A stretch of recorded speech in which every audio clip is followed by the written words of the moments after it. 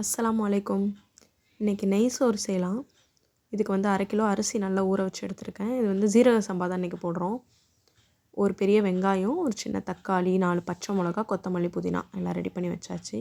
இப்போ ஒரு சத்தல்ல எண்ணெய் வந்து தேவையான அளவு ஊற்றிட்டு, ஒரு பிரியாணி இலை, 2 பட்டை, இலை, கிராம்பு, அப்புறம் கொஞ்சம் பெருஞ்சீரகத்தூள், அப்புறம் ஒரு கொத்து கருவேப்பிலை போட்டிருக்கேன். அப்புறம் கட் பண்ணி வச்சுருக்கிற வெங்காயத்தை ஆட் பண்ணிக்கலாம். வெங்காயம் வந்து நல்லா பொன்னிறமாக வதங்கணும்னு கிடையாது. இது வந்து அந்த கண்ணாடி பதம் வந்தாலே போதுமானது தான். இன்றைக்கி நெய் போடலை நம்ம, ஏன்னா மீன் செய்கிறனால நெய் போடலை. கொத்தமல்லி, புதினா, அப்புறம் ஒரு தக்காளியை 4ஆக கட் பண்ணி போட்டிருக்கேன். ரொம்ப சின்ன சின்னதாக நறுக்குனா அங்கங்கே தக்காளி இருக்கிற மாதிரி இருக்கும். நெய் சோறுக்கு நார்மலாக நெய் ஊற்றி தான் செய்வாங்க. பட்டு மீன் சாப்பிடும்போது நாங்கள் நெய், பால் இந்த மாதிரி சம்மந்தப்பட்டது எதுவுமே ஆட் பண்ண வேணான்ட்டு ஆட் பண்ணல. ஸோ இதுக்கு ரொம்ப சிம்பிள் தான், மசாலாலாம் ரொம்பலாம் கிடையாது. இஞ்சி பூண்டு தான். இப்போ நல்லா ஒரு 2 ஸ்பூன் இஞ்சி பூண்டு போட்டிருக்கேன். இஞ்சி பூண்டோட பச்சை வாசனை போகிற வரைக்கும் நல்லா வதக்கிக்கலாம். இதில் லைட்டாக உப்பு போட்டிருக்கேன். அப்புறம் அரிசிக்கு 1க்கு 1.25 தண்ணி அளவு வச்சு தண்ணி ஊற்றிருக்கோம். வேறு எந்த மசாலாவும் இல்லை, ரொம்ப சிம்பிளாக பண்ணிடலாம். இதே உங்களுக்கு ஒரு எல்லோயிஷாக வேணும் அப்படின்னு நினச்சிங்கன்னா லைட்டாக மஞ்சத்தூள் போடணும். மற்றபடி காரம், உப்பு எல்லாமே அந்த இது தான். காரம்லாம் பச்சை மிளகா அந்த தண்ணியில் போடுறோம் இல்லையா, 4 மிளகா, இதில் உள்ள காரமே போதுமானதாக இருக்கும்.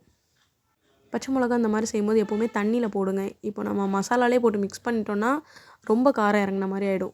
சாப்பாடு சட்டிலாக இருந்தால் தான் நம்ம குழம்புல காரம், உப்பு எல்லாம் ஊற்றி சாப்பிடும்போது கரெக்டாக இருக்கும். இப்போ நல்லா தண்ணி கொதிச்சதுக்கப்புறமா அரிசியை போட்டுக்கலாம். இன்றைக்கி நான் எடுத்துருக்க ஜீரக சம்பா அரிசிக்கு நான் வந்து 1க்கு 1.25 போட்டிருக்கேன் தண்ணி. நீங்கள் வந்து 1.5 அது பார்த்து ஏற்றிக்கோங்க, எவ்வளோ தண்ணி வைக்கணும்னு பார்த்துட்டு.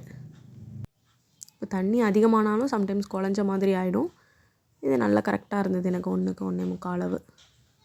அரிசி ஃபுல்லாக போட்டாச்சு. போட்டதுக்கப்புறமா வந்து ஒரு கொதி விடுங்க. கொதி விட்டதுக்கப்புறமா ஸ்லோ பண்ணிவிட்டு சத்தலை மூடிடலாம்.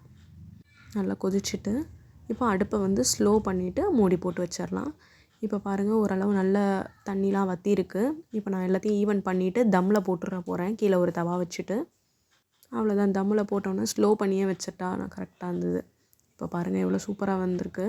ஃபஸ்ட்டு சாப்பாடை உடச்சி விட்றணும், இல்லைன்னா அது கட்டி கட்டியாக ஆகிடும் நமக்கு. நல்லா உதுத்தி விட்டுட்டு பெரட்டி காட்டுறேன் பாருங்கள், எவ்வளோ சூப்பராக இருக்குது. தேங்க்ஸ் ஃபார் வாட்சிங்.